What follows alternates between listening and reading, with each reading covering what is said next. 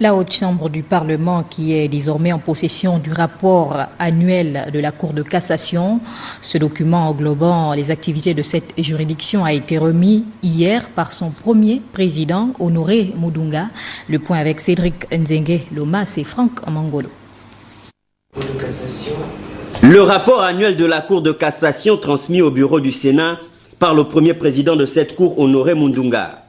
Autour du haut magistrat, quelques-uns de membres de cette juridiction qui ont tenu à assister à cette démarche qui s'inscrit dans le cadre légal des dispositions réglementaires. Notre loi organique qui prévoit en son article 53 que chaque année, la Cour de cassation doit adresser au Parlement, c'est-à-dire aux chambres du Parlement, et y compris au chef de l'État, le rapport d'activité, et que ce rapport peut contenir des dispositions sur lesquelles nous butons sur le terrain.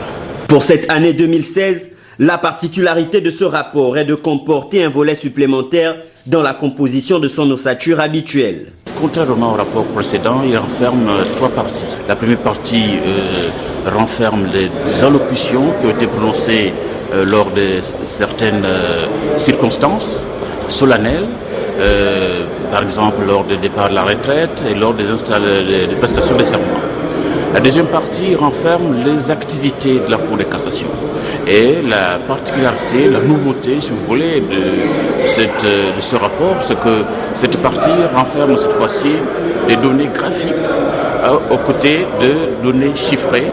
Quant à la troisième partie, elle concerne des suggestions. Document rétrospectif de l'ensemble des activités de la juridiction, le rapport annuel de la Cour de cassation est en effet remis au Parlement au terme de chaque année judiciaire.